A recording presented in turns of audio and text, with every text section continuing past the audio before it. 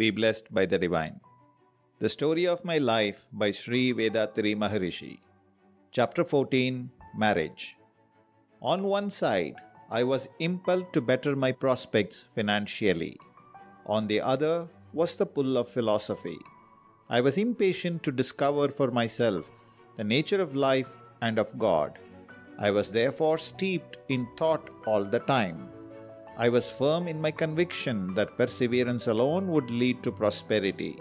With equal faith, I believed that constancy in the pursuit of truth would secure for me a vision of God some day.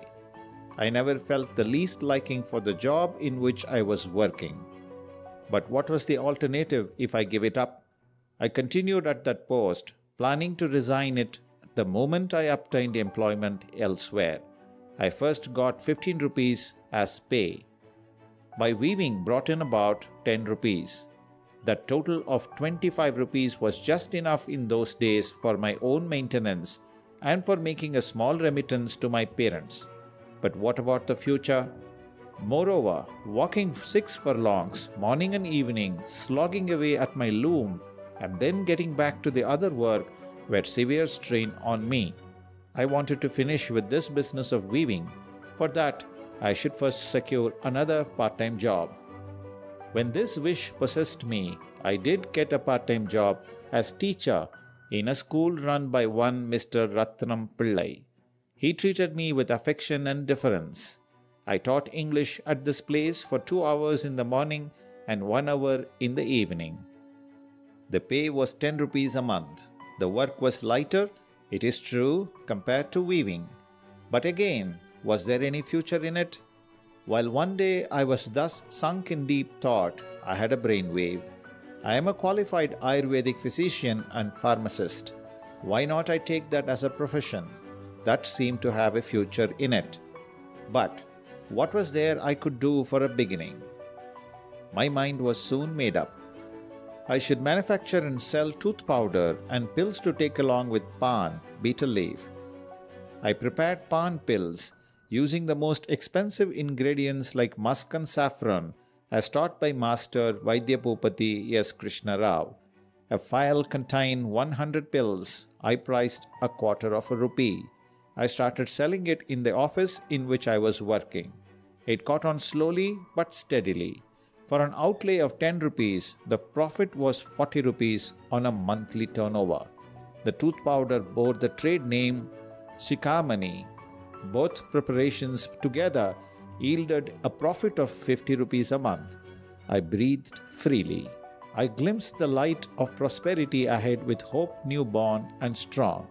My parents had tried to arrange my marriage in my 23rd year. My father had asked my brother-in-law to give his daughter in marriage to me, but he preferred an alliance with someone who was in more affluent circumstances. I myself felt inclined to marry only my sister's daughter, Logambal by name. My parents regretted my brother-in-law's decision. They asked me if they could look for a suitable bride elsewhere. My sister's daughter and I had grown up together as children and had known and understood each other well. She had secured a permanent place in my affections. Hence, I could not think of another girl replacing her in my heart. I said no. All talk of marriage ceased. 6 months after this, I had the misfortune to lose my father. After this bereavement, when I came back to Madras, I gave up my part-time job as a teacher as I found I derived an adequate income from my medicinal preparations. Mr. Chokkalinga Gramani was our next-door neighbor. He asked me one day to coach his 2 sons at home and offered to pay 7 rupees a month for that. I hesitated at first and then agreed. After about 2 months, he spoke to me. He asked, "Why are you postponing your marriage?" I answered, "I haven't got the funds for that. The chit fund I was subscribing to would yield just 100 rupees. My own budget requirement for a wedding was 200 rupees. I explained this to him in full. He offered to give me the balance of 100 rupees as a loan without interest and encouraged me to arrange for the wedding as early as possible. I confided the whole matter to my adoptive father at the opposite house. He came with his wife at once and asked my brother-in-law for his consent. My brother-in-law gave no answer at first, but those two people would not let the matter rest. They persisted. Somehow they managed, at the end, to settle the alliance. I was to marry the girl on whom I had set my heart. I collected the amount needed and kept it ready. I was very happy at the thought of having as a helpmate whose mind was in tune with mine and who was intelligent and highly cultured. I wanted to lead an ideal married life, and I had sought the most fitting partner I could find to realize that ideal in practice. I succeeded.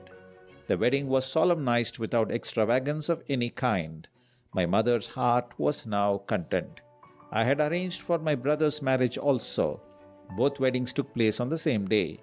I persuaded my mother to come and live with us. My brother also resided with me. We rented a separate house and commenced our married life.